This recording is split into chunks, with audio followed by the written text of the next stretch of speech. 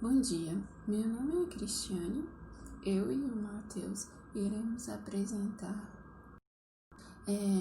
um trabalho sobre o artigo da História da Engenharia Elétrica 4, Teoria Eletromagnética de Maxwell e sua confirmação experimental.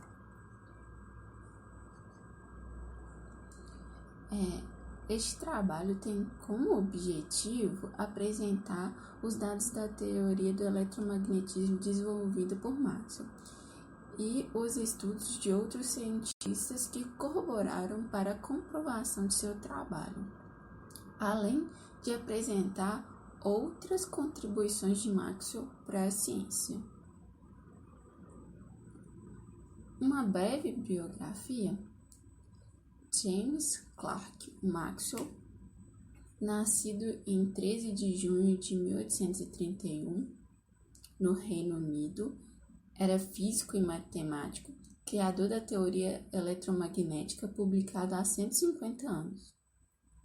Seus estudos foram publicados em um livro com mais de 1.000 páginas, de alto nível de entendimento em relação aos cálculos.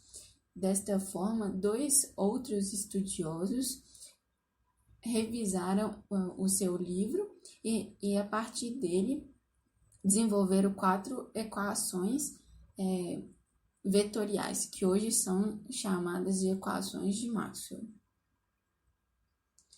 Principais contribuições de Maxwell para o eletromagnetismo. Significado das 4 equações de Maxwell. A primeira, cada corrente que percorre uma superfície gera um campo do tipo vórtice. Podemos ver pela imagem que um fio retilíneo uniforme percorrido por uma corrente gera um campo magnético circular abraçando este fio. Para saber o sentido do fio, utilizamos a regra da mão direita.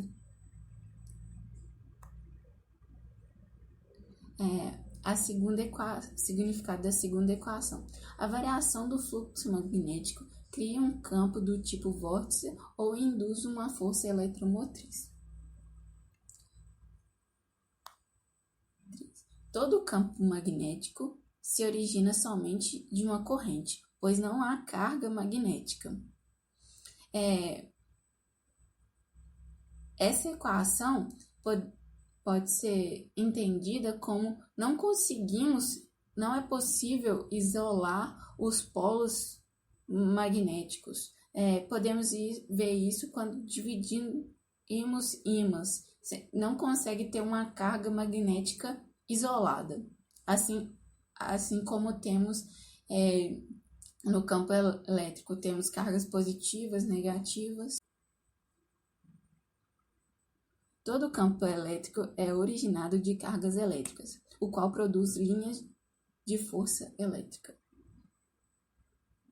3 importantes resultados obtidos por Maxwell através das suas equações. O campo magnético se propaga como uma onda. A luz é um caso particular da onda eletromagnética. A onda eletromagnética produz um mecanismo de pressão. Posteriormente, veremos outros estudiosos comprovando esses importantes resultados de Maxwell através de formas experimentais. Contribuições de Maxwell em áreas diferentes do eletromagnetismo. Primeiro, prova matemática de que as estruturas de círculos visíveis de Saturno são como um conjunto de sólidos. Em ótica, criou um disco Maxwell disco. O disco possui 3 cores, azul, vermelho e verde, e ao girá-lo é possível criar qualquer cor, modificando a proporção de cada cor dele. Em dinâmica de gás, Maxwell derivou partículas de gás em um ambiente fechado, velocidade do volume versus seu número, chamada agora de distribuição de Maxwell. Antes dele, era assumido que todas as partículas tinham velocidade semelhante. Maxwell generalizou as equações de Lagrange de segundo tipo e as fez disponíveis nos processos elétricos e eletromecânicos. Agora elas são chamadas de equações de Lagrange-Maxwell.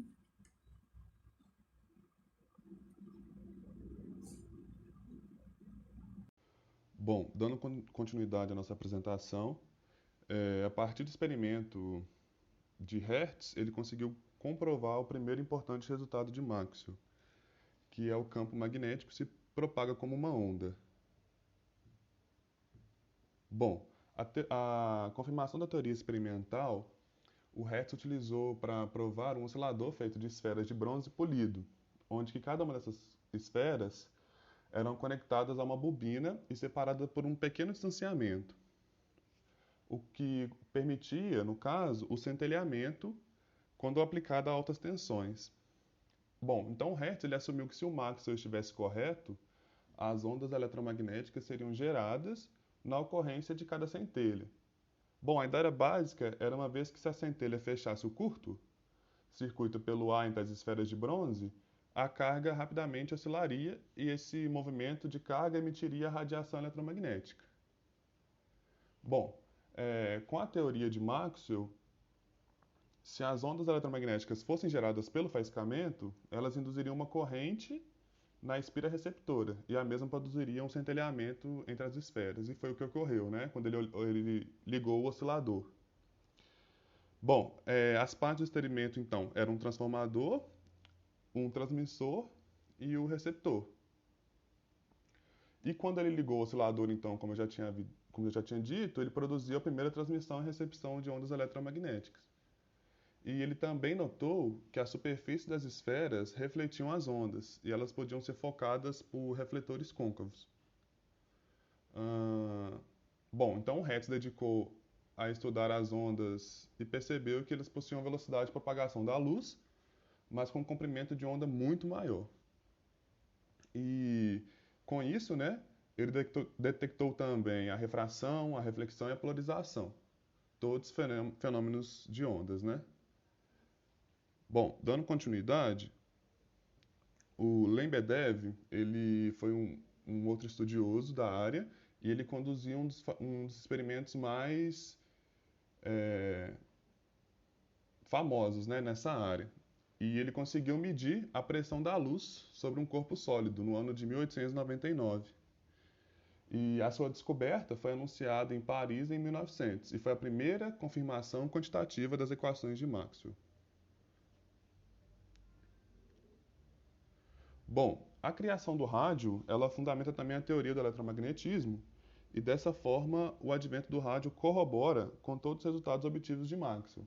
E dois estudiosos dessa área, e foram importantes na criação do rádio, foram o Popov e o Marconi.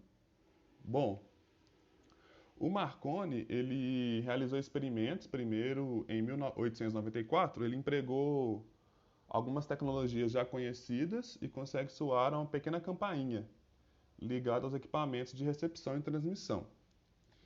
E ele conseguiu uma distância de 1 quilômetro de distância, depois de alguns testes. Então foi bem expressivo na época.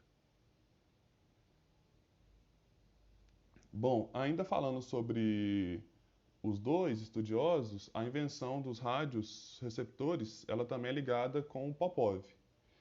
E o primeiro receptor que o Popov criou, ele foi muito utilizado também na parte histórica de guerras, né? E em maio de 1891 ele apresentou numa convenção da Rússia de Física. Bom, basicamente, esse receptor, esse aparelho, ele funciona com as ondas eletromagnéticas passam pela antena. Quando elas passam pela antena, elas induzem correntes de radiofrequência. Aí ele conectou isso a um tubo de vidro preenchido por um metal em pó e conectado ao circuito. Bom, tínhamos os sinais de alta frequência, eles diminuem a resistência do tubo e ocasionam então um aumento da corrente da fonte no local. Do circuito em que o eletromagnético com molas em contato estava conectado em série com um tubo. O aumento da corrente acarreta na atração do eletromagneto com uma caneta gravadora, e assim o sinal era registrado em uma folha de papel. Bom, a gente não pode implicar que a criação do rádio foi apenas através desses dois cientistas, porque várias pessoas ao longo do tempo contribuíram com estudos, né, para ajudar em relação à criação do rádio. E como conclusão, as contribuições de Maxwell, primeiramente, são de extrema importância para a ciência, né? Visto que todo estudo e produto se relaciona com eletromagnetismo, óptica eletromagnética e mecanismos de pressão de ondas eletromagnéticas. Baseiam-se no trabalho de Maxwell, que foi o pioneiro aí dos estudos.